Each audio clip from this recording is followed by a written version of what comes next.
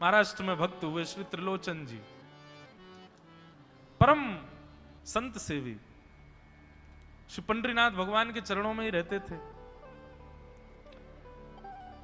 पति पत्नी दोनों निवास करते थे, उनके कोई संतान नहीं थी, तो इसलिए उन्होंने जीवन भर क्या नियम अपनाया कि जो भी धन आदि उनके पास था, जो भी वैभव था, उन्होंने वो पंढरपुर आने वाले वैष्णवों की सेवा में खर्च करने का उसका मन बनाया कि यहां इतने दर्शनार्थी आते हैं, सबका भोजन प्रसादी सामग्री हमारे घर में बना करेगी। तो श्री त्रिलोचन जी पंढरपुर आने वाले दर्शनार्थियों को घर बुला करके प्रेम से भोजन पवाते थे, और जितने भी दर्शनार्थी दर्शन करके पंढरपुर से जाते थे वो अन्य संतों को कह देते, बोले कहां जा रहे हो? बोले पंढरपुर जा रहे हैं। बोले भैया पंढरपुर जा रहे हो तो त्रिलोचन जी के यहां जाना, उनके यहां भोजन प्रसादी बहुत बढ़िया संतों के अनुकूल बनाते हैं। बड़ी ख्याति हो गई महाराज जी, अब तो जितनी भीड़ पंढरपुर विठल मंदिर में उतनी भीड़ त्रिलोचन जी के घर के बाहर संतों की, दर्शनार्थियों की, सब प्रसाद पाने के लिए जाते। त्रिलोचन जी और उनकी पत्नी बड़े प्रसन्न कि इतने संतों की सेवा हम कर पा रहे हैं, ये हमारा सौभाग्य है। धीरे धीरे दोनों वृद्ध अवस्था को प्राप्त हो गए। दोनों वृद्ध हो गए तो अब इतनी सामग्री बना नहीं पाते, कोई सेवक नहीं था, स्वयं बनाते थे पति पत्नी मिलकर के।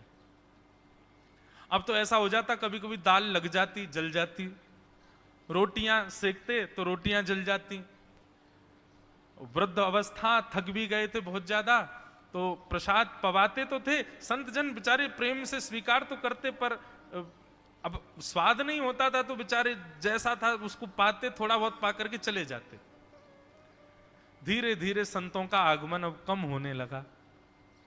त्रिलोचन जी इस बात से बड़े परेशान हो गए, बोले भैया संत हमारे घर से आना बंद हो गए, हम क्या करें?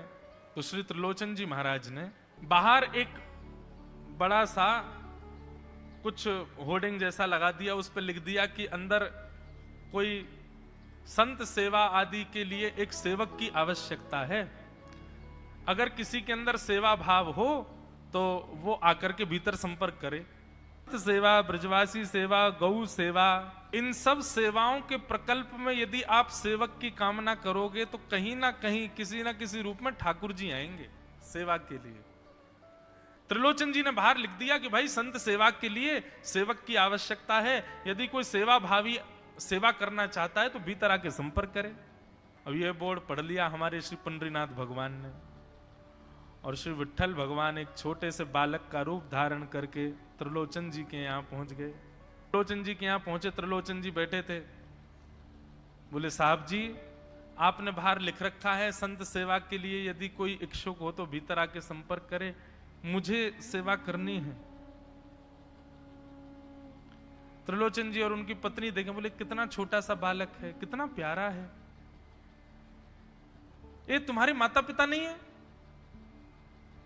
बोले होंगे तो पता नहीं, मुझे तो पता नहीं, मैंने कभी देखा नहीं अपने माता पिता को, मैं अकेला ही हूं, ना मेरे कोई भाई है, ना कोई मेरे मित्र है, ना मेरे कोई बंधु है, ना मेरे माता पिता, मैं अकेला ही हूं। त्रिलोचन जी की पत्नी को तो इतनी दया सी आ गई, अरे राम राम, बेचारा अकेला बालक है। अच्छा चलो ठीक है, तुम यहां सेवा कर लेना, लेकिन कुछ नियम है उनको सुन लो। सबसे पहले तो अपना नाम बताओ, तुम्हारा नाम क्या है? विठल भगवान ही थे, वो तो छोटे से बालक के रूप में गए थे। बोले मेरा नाम है अंतर्यामी। त्रिलोचन जी बोले नाम सुनकर के तो ऐसा लगता है जैसे सच में अंतर्यामी है क्या? अच्छा बेटा अंतर्यामी, सेवा करोगे? बोले ये सेवा करना तो मेरा जन्म जन्मांतर का काम है, मैं यही तो करता हूं, संतों की सेवा करना, वैष्णवों की सेवा करना, भक्तों की रक्षा करना, ये मेरा जन्म सिद्ध अधिकार है, मैं इसी के लिए ही आता हूं। त्रिलोचन जी और उनकी पत्नी एक दूसरे का मुख देख करके बोले नेक सा बालक है, लेकिन बोलता कैसे है? ठाकुर जी तो सत्य बोल रहे थे। बोले अच्छा, सुबह एक सब्जी बनानी पड़ेगी, दाल बनानी पड़ेगी, और हमारे यहां लगभग 100-150 संत आते हैं, उनके हिसाब की रोटी बनानी पड़ेगी, और सब बेटा तुमको करना पड़ेगा, हम थोड़ा बहुत सहायता कर देंगे, हमसे ज्यादा बनता नहीं है, तुमको ही सब सिद्ध करना पड़ेगा। अंतर्यामी भगवान बोले बिल्कुल निश्चिंत रहो, हम खीर भी बनाएंगे, हम रबड़ी भी बनाएंगे, हम रायता भी बना दिया करेंगे, हम 2-4 सब्जी और बना दिया करेंगे। त्रिलोचन जी बोले नेक्स्ट सा बालक, सब जानते हो तुम? बोले हाँ हमको सब आता है, दुनिया का कोई काम नहीं जो हमको नहीं आता हो। और सुनिए, झाड़ू पोंछा बर्तन भी कर देंगे हम। त्रिलोचन जी तो बड़े खुश हो गए, बहुत बढ़िया सेवक मिला यार, ये तो सब काम करता है। लेकिन भगवान बोले लेकिन अब हमारी शर्त सुनो। त्रिलोचन जी बोले तुम्हारी भी शर्त है? बोले हाँ। क्या शर्त है भैया? बोले हमारी पहली शर्त यह है कि हम दुनिया को बना के खिलाएंगे, लेकिन हमको आपको बना के खिलाना पड़ेगा। हम अपने हाथ का बना नहीं पाते, हम आपके हाथ का बना। और ये वास्तविकता है, ठाकुर जी पूरी दुनिया को पवाते हैं, लेकिन स्वयं भक्त के हाथ से बना ही पाते हैं। ठाकुर जी बोले हम सारे संतों को बना के पवाएंगे, लेकिन हम अपने हाथ का बना नहीं पाते, आपको हमारे लिए बनाना पड़ेगा। त्रिलोचन जी की पत्नी बोली छोटा सा बालक, इसका आधे हाथ का तो इसका पेट है, एक रोटी में झिक जाएगा ये, इसके लिए मैं बना दिया करूंगी। ठीक है लला, तू बिल्कुल चिंता मत करो, तुम्हारे लिए भोजन हम बना दिया करेंगे। हमारी एक शर्त और सुन लीजिए। बोले क्या? हम कितना भी खाएं हमको टोकना नहीं कभी कि इतना क्यों खा रहे हो। त्रिलोचन जी बोले भैया हम क्यों टोकेंगे, तुम बढ़िया 2-3 रोटी खा लिया करना। बोले 2-3 रोटी तो हमारी दाढ़ में छुप जाती है कहीं पर, हम तो प्रेम से पाते हैं। बस आप लोग ये नियम याद रखना, आप कभी ये मत कहना कि इतना क्यों खा रहे हो। और सुनिए एक बात, अगर हमारे सामने कही तो अपराध बनेगा ही, आपका नियम टूटेगा ही। किसी और से जाकर के यदि आपने कह दिया कि बहुत खाता है, क्या बताएं, तो हम उसी दिन अंतर ध्यान हो जाएंगे, उसी दिन आपका घर छोड़ के चले जाएंगे, फिर दूरते रहना सेवक। त्रिलोचन जी बोले हम क्यों कहेंगे भैया, हम तो कभी नहीं कहेंगे, हम दोनों तुमको वचन देते हैं, तुम प्रेम से रहो, सबका सेवा करो, हम कभी नहीं कहेंगे कि इतना खाता है। भगवान बोले तो ठीक है, फिर कल से सेवा शुरू। अगले दिन महाराज त्रिलोचन जी और पत्नी उठे सवेरे ब्रह्म मुहूर्त में, देखा तो महाराज भीतर ही ठाकुर जी बढ़िया अपनी कमर कस करके, सिर पर ढांटा बांध करके, मुंह पर कपड़ा लगा करके और कढ़ाई में लिए चला रहे हैं, बना रहे हैं दाल। एक हाथ से दाल बना रहे हैं, फिर दौड़ के जाते हैं दूसरी कढ़ाई पे, वहां पर खीर बना रहे हैं, फिर कहीं जाते हैं वहां पूड़ी उछाल उछाल करके धर रहे हैं। त्रिलोचन जी और उनकी पत्नी देख रहे खड़े खड़े, अकेले ठाकुर जी सब बना रहे हैं, नेक्स्ट सा बालक। 8 बजे से संतों की जमात आनी प्रारंभ हो गई, सुबह के समय हो गया। महाराज अकेले ही पत्तल लेकर के दौड़ते हैं, सारे संतों को पत्तल बांटे आते हैं, फिर अकेले ही सामग्री लेकर के जाते हैं और लेकर के सबको बांटते हैं। त्रिलोचन जी कोई सामग्री लेके जाएं तो ठाकुर जी बीच में ही आ जाते हैं, बाबूजी आप जाके बैठो, मैं बांट रहा हूं ना, आप उठ के मत आओ, आप उठ के आओगे सब फैल जाएगा, मैं कर रहा हूं ना सब। अकेले ठाकुर जी, अकेले अंतर्यामी भगवान सब कर रहे थे। और त्रिलोचन जी और उनकी पत्नी बड़े प्रसन्न, जय हो विठोबा, तेने तो भैया ऐसा लगे साक्षात तुम ही आ गए हो, कितनी कृपा हो रही है, देखो कैसा सेवक मिला है हमें। भले ही संतान नहीं दी ठाकुर जी ने, लेकिन ऐसा सेवक दिया है जिससे परिपूर्ण आनंद हो गया है। संतों की भोजन प्रसादी हुई, महाराज खूब प्रेम से सब संतों को पवाया। संत भी सब वाहवाही करके गए, बोले वाह त्रिलोचन जी आपके यहां खूब बार पाया, लेकिन आज जैसा प्रसादी हमने कभी नहीं पाई। त्रिलोचन जी बड़े प्रसन्न।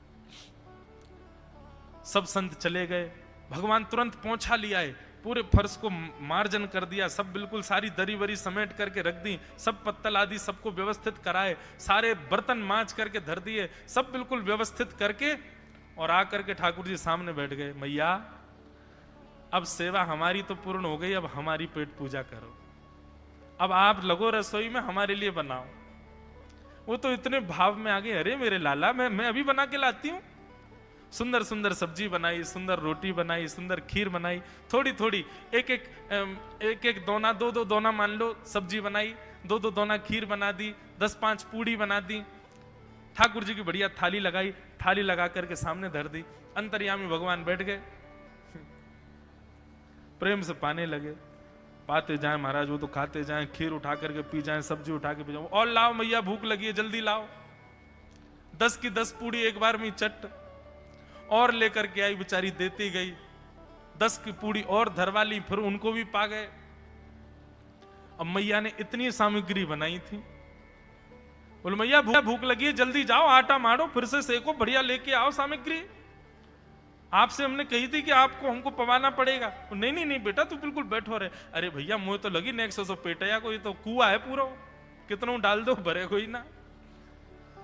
महाराज आटा मारते मारते शाम हो गई, शाम तक ठाकुर जी पाते ही रहे और खूब पेट भर के पाया। महाराज एक आसन पर अखंड 4 घंटा बैठ करके भोजन किया और भोजन करने के बाद ठाकुर जी बोले ठीक है सेठ जी अब आओ, लाओ तेल ले आओ, आपकी नक मालिश कर दूं, आपकी नक सेवा कर दूं, आप थक गए होंगे। त्रिलोचन में नहीं नहीं इसकी नहीं नहीं क्यों नहीं है, तेल लेकर के उनकी मालिश भी कर दें। इस प्रकार चले। त्रिलोचन जी की पत्नी बेचारी पहले दिन तो कुछ नहीं बोली, दूसरे दिन भी कुछ नहीं बोली, तीसरे दिन उसके मन में आया, बोले ये क्या कर लिया हमने, सुबह जितना भोजन बनना चाहिए उतना तो ये अकेला ही पाता है, सुबह संतों का ये बना देता पर शाम को इसके लिए जितना बनता वो संतों के बराबर ही बैठता है पूरा। त्रिलोचन जी कहते नहीं नहीं तुमको याद नहीं उसने कहा था कभी कहना नहीं है ऐसा। बोले हाँ नहीं नहीं मैं ध्यान रखूंगी, नहीं कहना है। लेकिन अंतर्यामी भगवान तो खूब प्रेम से घर के सारे काम कर रहे हैं उनके। महीना 1.5 महीना बीत गया, खूब आनंद से सेवा चल रही थी। एक दिन त्रिलोचन जी की पत्नी पड़ोस में किसी के पास बैठी थी, तो पड़ोसी तो होते ही हैं सब घर के बात बोलने वाले, उन्होंने कह दी बोले कि आपके घर में तो आजकल बड़ी खुशहाली आ गई है। त्रिलोचन जी को देखा चेहरे पे कैसा तेज आ गया, लाल लाल टमाटर जैसे गाल हो गए उनके। बोले अरे वो आया है ना अंतर्यामी सेवक हमारा, बहुत सेवा करता है, प्रसादी वगैरह सब वही बनाता है, फिर मालिश करता है उनकी, बढ़िया बढ़िया उनके लिए जूस निकालता है, बढ़िया उनको सब भोजन पानी पवाता है, इसलिए इस वजह से त्रिलोचन जी बढ़िया। वो त्रिलोचन जी तो बढ़िया हो गए, तुम सूख गई हो, तुम इतनी पतली दुबली क्यों हो गई, मेरा दुख कौन जाने। वो सबकी सेवा करता है पर अपनी सेवा मुझसे करवाता है। अरे छोटा सा तो है, ऐसे मटक मटक के जाता है, हम तो उसको देखने के लिए खड़े रहते बाहर, कैसे बढ़िया लगता है। कई लोग तो देखने ही आते हैं उसको कि कैसे सब्जी परोस रहा है, कैसे पूड़ी परोस रहा है, कितना सुंदर लगता है। छोटा सा तो है, उसकी क्या सेवा करनी पड़ती है। अरे बहन तुम क्या जानो, 2, 4, 5, 10 किलो आटे की कब कब में रोटियां पूड़ियां खा जाता है चपेट करके, कोई पता नहीं चलती, पेट है कुआ है समुद्र क्या है पता नहीं चलता है, इतना खाता है इतना खाता है इतना खाता है। 4 घंटे की समाधि पर बैठता है एक साथ, थाली नहीं थाल लगाना पड़ता है उसके लिए, इतना खाता है। जैसे ही कहा इतना खाता है, ठाकुर जी अंतर ध्यान हो गए। शाम का समय, त्रिलोचन जी रोज शाम होते ही बैठते थे, थोड़ी देर कुछ चर्चा आदि करते थे भक्तों की। त्रिलोचन जी ने बुलाया, अंतर्यामी, ओ बेटा अंतर्यामी कहां हो, जल्दी आओ, चलो शाम हो गई है, थोड़ी देर बैठे कुछ सत्संग करें कीर्तन करें। अंतर्यामी नहीं आए, पूरे घर में खोज लिया ठाकुर जी नहीं मिले, रसोई घर में खोज लिया ठाकुर जी नहीं मिले, पड़ोसियों से पूछ लिया नहीं मिले, सब्जी मंडी देख आए ठाकुर जी नहीं मिले, पूरा पंढरपुर देख लिया लेकिन ठाकुर जी नहीं मिले। त्रिलोचन जी बड़े उदास हो गए, पत्नी से कहने लगे पता नहीं कहां चला गया, कहां गया होगा पता नहीं।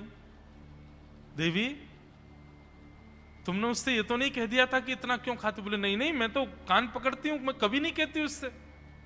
बोले किसी और से तो नहीं कहा था ना तुमने, क्योंकि उसने वचन दिया था ऐसा कहोगे तो मैं चला जाऊंगा। बोले हाँ आज एक गलती हो गई, पड़ोसी के पास बैठी थी, उससे बात करते करते मेरे मुख से गलती से निकल गया कि अरे उसके लिए तो बहुत बनाना पड़ता है, 10 किलो आटा खा जाता है, इतना खाता है, तो निकल गया था। समझ गए? बोले ओहो इसीलिए चला गया, उसको पता चल गया कि तुमने कह दिया है तभी चला गया है।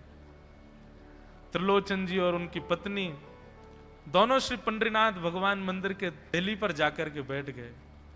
जाकर के ठाकुर जी के आगे हाथ फैला करके कहने लगे, बोले नाथ, हे पंडरीनाथ, आपने हमको संतान नहीं दी, पुत्र नहीं दिया, पुत्री नहीं दी जीवन में, हमने कभी उसकी अपेक्षा नहीं की, हमने कभी आपसे शिकायत नहीं की कि हमको संतान क्यों नहीं दी है। पर नाथ, एक सेवक हमारे जीवन में आया और जब से वो सेवक आया हमारे यहाँ संतों की सेवा होने लगी, हमारे यहाँ कीर्तन होने लगा, हमारे यहाँ सत्संग होने लगा, हमारे यहाँ खूब आनंद की उमंग होने लगी। उस सेवक ने हमको आपसे और प्रेम करवा दिया। ठाकुर जी, हम आज आपसे दोनों भीख मांग रहे हैं, हमें कुछ मत दीजिए, आप भी मत मिलिए हमको इस जन्म में, लेकिन हमारे उस सेवक अंतर्यामी को हमको वापस कर दीजिए भगवान, वो जहां कहीं भी हो उसको वापस भेज दो हमारे पास। ऐसा कहकर के रुदन करने लगे, नेत्रों से आंसू गिरने लगे, चरणों में प्रणाम करके श्री पंडरीनाथ भगवान को रुदन करने लगे त्रिलोचन जी और उनकी पत्नी। इतने में ही स्वर सुनाई दिया, बाबूजी। अंतर्यामी का स्वर सुनते ही पीछे मुड़ करके देखा तो पीछे तो कोई दिखा नहीं। अरे इधर देखिए, पीछे कहां देख रहे हैं? वापस से पंडरीनाथ भगवान की ओर देखा तो श्री पंडरीनाथ भगवान की जगह ही अंतर्यामी बालक खड़ा हुआ है, सामने खड़े होकर के उनको आशीष दे रहा है। त्रिलोचन जी तो भाव विह्वल हो गए, बोले कैसी कृपा नाथ आपकी। बोले आप ही थे क्या? बोले तो इतनी अच्छी संत सेवा, इतनी अच्छी खीर, इतनी अच्छी पूड़ी, इतनी अच्छी सब्जी, और आपकी जो सेवा और इतने अच्छे अच्छे सत्संग कीर्तन, ये मेरे अलावा कौन कर सकता है? संतों की सेवा तो मैं ही करता हूं ना। आपने संत सेवा के लिए सेवक मांगा था, इसलिए मैं ही आपके यहां चल करके आ गया। और श्री त्रिलोचन जी पर अद्भुत कृपा करके भगवान ने उनको कृतार्थ